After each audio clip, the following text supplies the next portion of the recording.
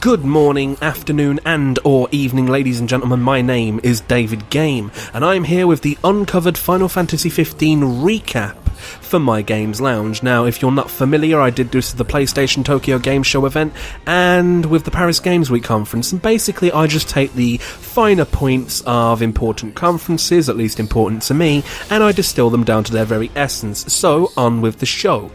We began with a relatively poorly presented pre-show. It really did need a bit more fleshing out. You could tell that there was a lot of improvisation with a few people that aren't particularly good at improvising. But there was some cool cosplay shown off, along with some strange advertising for a clothing line, clearly done by somebody that is important in the fashion industry. I don't know. Then we go to the main show, introduced by the father of Final Fantasy, Hironobu Sakaguchi. He uses some very touching words, although the stream didn't really provide a good translation, and the camera kept cutting away from the actual English, so that was a bit of a problem, seeing as he was speaking Japanese and I don't. Either way, he then takes his seat. A new trailer follows with very, very nice visuals. Doesn't really shed more detail on the plot overall. I mean, there's a few bits and bobs, but nothing major. Although I guess we're waiting for the game for that anyway. We then see Titan for the first time in summoned form. The theme is a remake of Stand By Me, fitting given that the through line of the narrative seems to be brotherhood or unity. Greg Miller and Tim Gettys are introduced to host. Big up Kinda Funny. And Dave Fennoy interrupts them as the MC with the voice of God.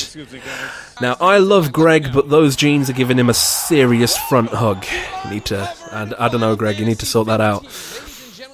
We're treated to a piece of 2D art by famed series artist Yoshitaka Amano. Or Amano. Then we see it rendered in 3D. It's rather pleasant, if, I guess, just a bit of a celebratory stance on the situation. A brief interview with Florence of Florence and the Machine remaking Stand By Me as the theme for Final Fantasy XV, because that's what she's, was doing at the time. The set is revealed and Greg and Tim take their seats with a bad button comedy piece. It's introduced and honestly it doesn't pay off, so if you're watching, well, you know, sorry Greg, sorry Tim, I love you, but that whole thing was a bit weird. New gameplay footage is introduced. Drifting chocobos are abound.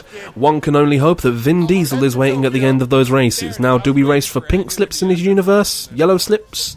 Do we lose the car or the chocobos? Who knows?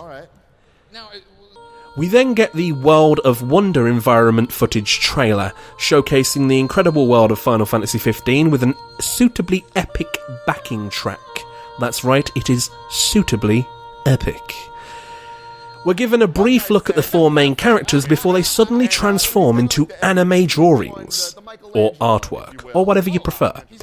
Brotherhood is revealed, a 5-part mini-series about Noctis and Co. bonding. First episode is up right now. Then, King Regis and Luna look awfully realistic, as Greg points out. That's because Kingsglaive is a prequel CGI movie releasing, starring voice work from Lena Headey and Sean Bean of Game of Thrones fame, amongst many other fine works, and Aaron Paul of Breaking Bad will star as protagonist Nyx. It's coming in 2016 to digital platforms. A beautiful Audi, modelled on the car from Final Fantasy XV, is shown, which is simply product placement, and we can't buy it. Sad face. A mobile game is shown, Justice Monsters 5. It has an odd name, but a strangely cool pinball interface, and we can look forward to that on mobile devices in 2016. Matt Kishimoto takes the stage, not Masashi Kishimoto, and there's no Naruto here, and he talks about the free demo that's available now of Noctis as a child in a dream state. It's free and the content will not be in the main game. Completing this platinum demo, as they call it, will give you access to Carbuncle in Final Fantasy XV. Hit 'em with toy hammers, cause baby, you're a firework. I'm not proud of that joke. Then, a live demo falls a bit flat, just like the aforementioned joke. Still, I enjoyed Matt's enthusiasm because he looks so happy!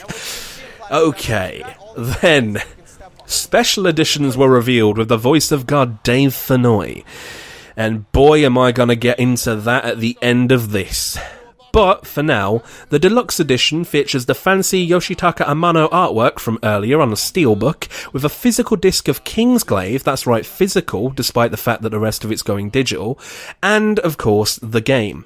The Ultimate Collector's Edition features a very incredible 192-page hardcover art book, an exclusive steelbook, physical discs of the Brotherhood series, all of the deluxe edition content, and an exclusive Play Arts Kai Noctis figurine.